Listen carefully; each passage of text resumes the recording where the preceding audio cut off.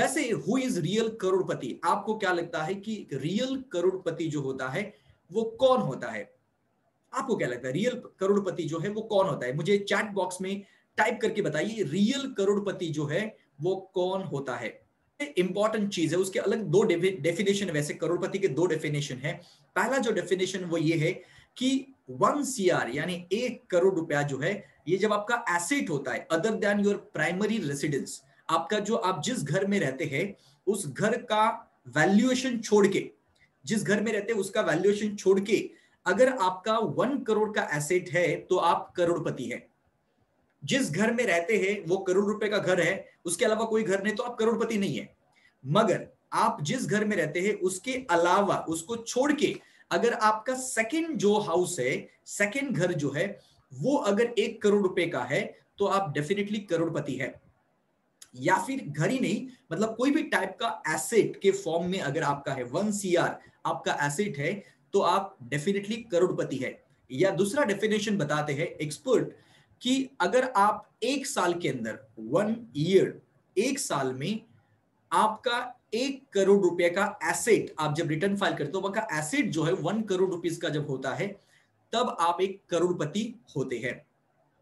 सो यहां पर इंपॉर्टेंट चीज है, अब कुछ लोग यहां पर होंगे जो करोड़पति होंगे और कुछ लोग होंगे जो करोड़पति बनना चाहते हैं। यस और नो? यस, आई नो बहुत सारे लोग हैं जो अपने लाइफ में करोड़पति बनना चाहते हैं। सो करोड़पति बनने के लिए एसेट बिल्ड करना जरूरी है, एसेट क्रिएट करना चाहिए। So what is asset? आपको क्या लगता है कि एसेट का मतलब क्या होता है? What is asset? एसेट किसको कहते हैं हम लोग? सो अगर मैं आप सभी लोगों को, मैंने एक किताब रिकमेंड की थी 5 डेज के कोर्स के अंदर, that is called rich dad poor dad, Robert T Kiyosaki का। उस किताब के अंदर उन्होंने बहुत ही सिंपल तरीके से एसेट का जो इंफॉर्मेशन दिया हुआ है, एंड दैट इज, जो मैं कह सकता हूं आपको कि ये जो डेफिनेशन है जो रॉबर्ट टी कियोसाकी ने बताई गई डेफिनेशन है एसेट की, एसेट वो होता है जो हमें पैसा कमा के देता है।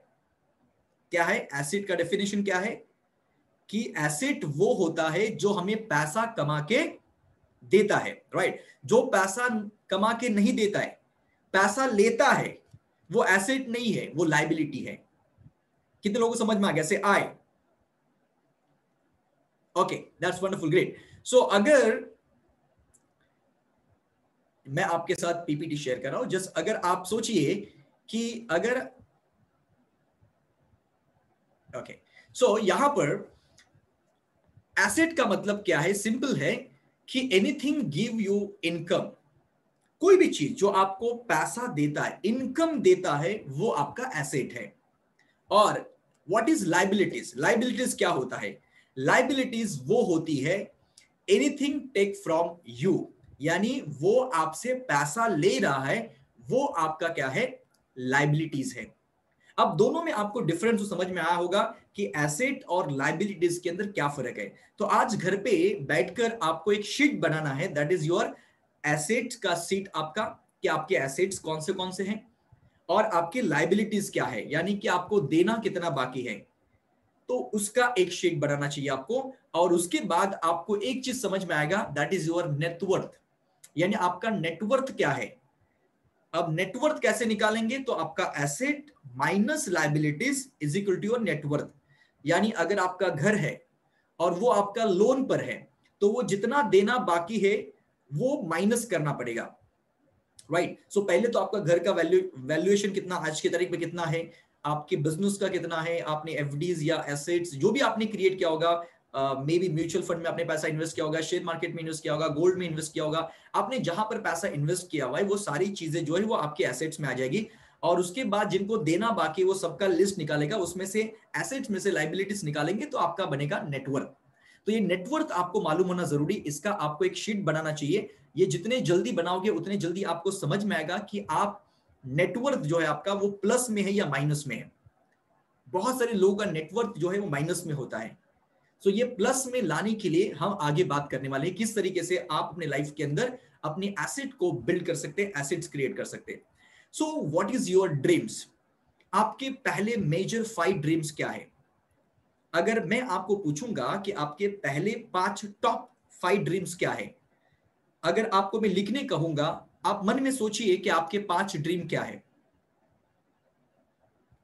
अब यहां पर जब आपको मैंने कहा कि आपके 5 ड्रीम, तो आप में से कितने लोगों का आंसर आ गया? पहला घर, घर, हाउस। ओके, कितने लोगों का आया? Okay, that's wonderful. कितने लोगों का सेकंड आया? कार, कार, कार, गाड़ी। ओके, काफी सारे लोग हैं, राइट। अब माय डियर फ्रेंड, सोचिए, ये सोचिए, आप जब ड्रीम बनाते हैं, ड्रीम का लिस्ट बनाते हैं, ये जब आप ड्रीम का लिस्ट बनाते हैं, तो होता ये है कि नॉर्मली हम जब ड्रीम लिखते हैं तो एक्चुअली हम क्या कर रहे हैं? एक बढ़िया सा घर होना चाहिए, एक बढ़िया सी गाड़ी होनी चाहिए, बढ़िया से गैजेट्स होने चाहिए, मोबाइल फोन होनी चाहिए, घड़ी होनी चाहिए, ये होना चाहिए, वो होना चाहिए, यानी सब कुछ हम लिख डालते हैं। अब एक्चुअली अगर अपने आप को एक सवाल पूछेंगे कि ये जो है, ये एसेट है या लाइबिलिटीज है, क्या है?